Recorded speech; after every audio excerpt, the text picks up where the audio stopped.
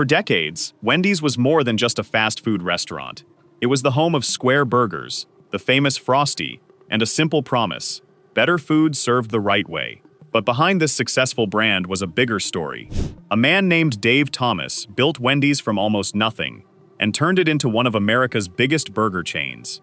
So what happened? How did a company that once stood beside giants like McDonald's begin losing its place in the fast food world?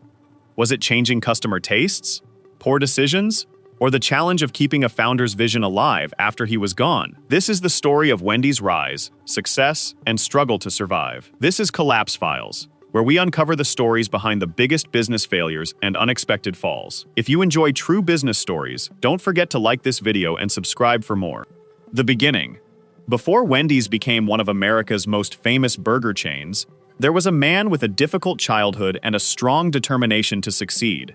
His name was Dave Thomas. Dave was born in Atlantic City, New Jersey, in 1932.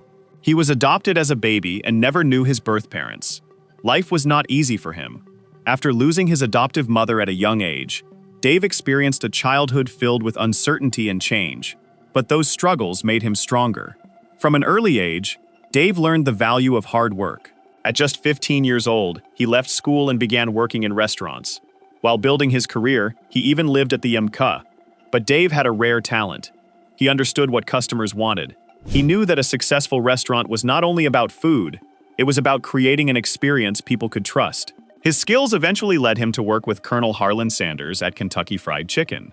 Dave helped improve struggling KFC locations by simplifying menus, improving operations, and making the restaurants easier for customers to enjoy. He also supported the idea of making Colonel Sanders the recognizable face of the brand. That lesson stayed with Dave and later became an important part of Wendy's identity, connecting a company with a person people could trust. The birth of Wendy's. After years of learning the restaurant business, Dave Thomas decided it was time to build something of his own. On November 15, 1969, he opened the first Wendy's old-fashioned hamburgers in Columbus, Ohio. The name came from his daughter, Melinda Lou Thomas, whose childhood nickname was Wendy. Dave had a simple goal: create a burger restaurant that offered better quality than traditional fast food. At that time, many fast food chains focused mainly on speed and low prices. Dave wanted customers to feel they were getting something better. Wendy's became known for using fresh, never-frozen beef in its hamburgers. The square patties became a symbol of the brand because Dave believed Wendy's should never cut corners. The menu was simple: burgers, fries, drinks, Frosties, and chili. With a cleaner look and a focus on quality, Wendy's quickly attracted customers looking for a better fast food experience. The fast food revolution. One of Wendy's early ideas helped change the way people bought fast food: the drive-thru.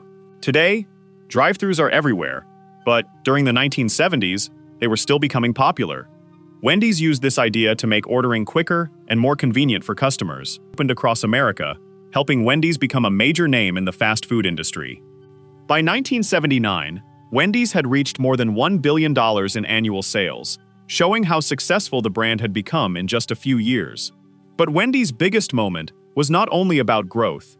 It came from a simple question that became famous across America: where's the beef? The advertisement that changed everything. In the 1980s, television had the power to turn a simple idea into a national sensation. In 1984, Wendy's released a commercial that would become one of the most famous advertisements in history. The ad featured an elderly woman named Clara Peller looking at a competitor's hamburger. Her complaint was simple: the burger had a large bun but very little meat. Then she asked the question that millions of people remembered: where's the beef? The phrase quickly became part of American culture. People repeated it in everyday conversations, and it appeared on television shows, clothing, and even political discussions. The commercial gave Wendy's huge attention and helped increase sales. For a short time, Wendy's became more than a fast food chain. It became a national conversation. Dave Thomas as the face of Wendy's. After the huge success of Where's the Beef, Wendy's faced a new challenge. The excitement around the campaign slowly started to disappear, and the company needed a new way to connect with customers. Dave Thomas had an idea. Instead of using actors or celebrities, he decided to become the face of Wendy's himself. In 1989, Dave began appearing in Wendy's commercials. Over the next several years, he starred in hundreds of advertisements, speaking directly to customers about the company he created. People trusted Dave because he felt genuine. He was not a famous actor playing a role. He was the founder, the person who built Wendy's from the ground up. His friendly personality made him one of the most recognizable business figures in America. But Dave's impact went beyond hamburgers. Because of his own experience as an adopted child, he became a strong supporter of adoption programs. In 1992, he founded the Dave Thomas Foundation for Adoption to help children find permanent families. For many people, Dave represented the values behind Wendy's: quality, trust, and caring about people. Wendy's success before the fall. During the 1990s, Wendy's entered one of its strongest periods. Under CEO James Neer, the company focused on improving its operations and making the business more efficient. Costs were reduced, the company became better organized, and profits continued to grow. While some competitors faced challenges, Wendy's was expanding and strengthening its position in the fast food industry. Then, in 1995, Wendy's made a major business decision. It acquired the Canadian coffee and restaurant chain Tim Hortons. At the time, the purchase looked like a smart move that could create more growth. But years later, this decision would become one of the most important turning points in Wendy's history, losing the heart of the brand. In 2002, Dave Thomas passed away after a battle with liver cancer. His death marked a major moment in Wendy's history. Dave was not only the person who started the company, he was also the face and personality of the brand. Through his commercials and public appearances, he built a strong connection with customers. People did not just recognize Wendy's food, they recognized Dave's honesty and friendly image. After he was gone, the company faced a difficult challenge. How do you continue the success of a brand that was closely connected to one person?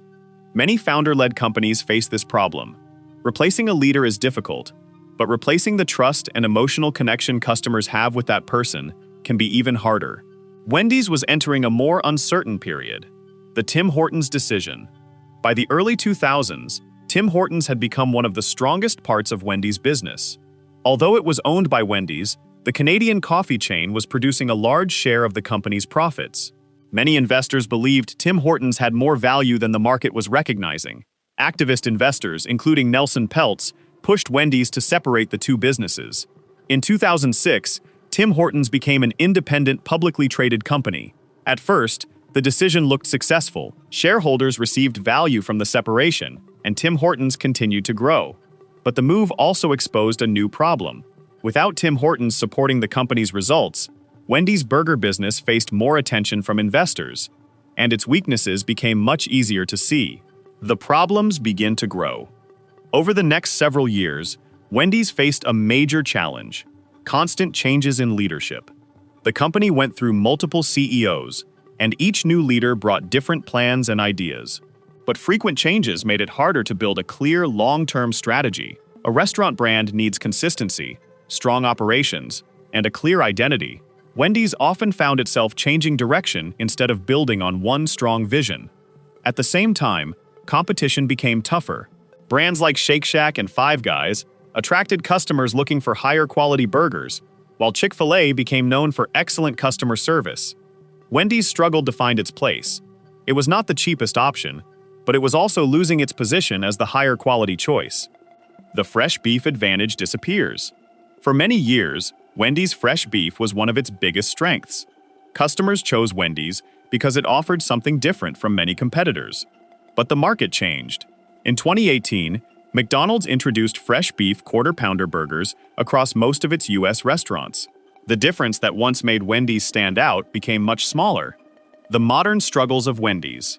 Wendy's continued searching for ways to grow. The company expanded its breakfast menu, invested in technology, and focused on digital ordering. However, these efforts did not create the level of growth the company hoped for. In 2024, Wendy's faced criticism after discussing the idea of dynamic pricing. The company later clarified that it was not planning to raise prices during busy periods. Still, the controversy affected public opinion and created another challenge for a brand already trying to rebuild customer trust. The current crisis. By the mid-2020s, Wendy's was facing growing pressure. The company announced plans to close hundreds of weaker-performing restaurants, while its stock price had dropped significantly compared with earlier years. Investors began questioning the brand's future. Nelson Peltz, who had previously been involved with Wendy's, returned as an activist investor and pushed for changes. Now, Wendy's faced one major question. Could the company rediscover its identity and return to growth? The legacy of Wendy's. It is a story about how powerful a founder's vision can be, and how difficult it can be to protect that vision over time. Dave Thomas built Wendy's on simple ideas: better food, honest service, and a strong connection with customers. But after the founder was gone, the company faced a new challenge. Could Wendy's continue the same success without the person who created its identity?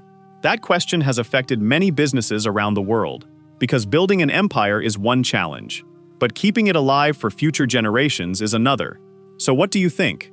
Could Wendy's have avoided its decline, or was change unavoidable? This is Collapse Files. If you enjoyed this story, make sure to like the video and subscribe for more business failures, corporate mysteries, and stories behind the world's biggest companies.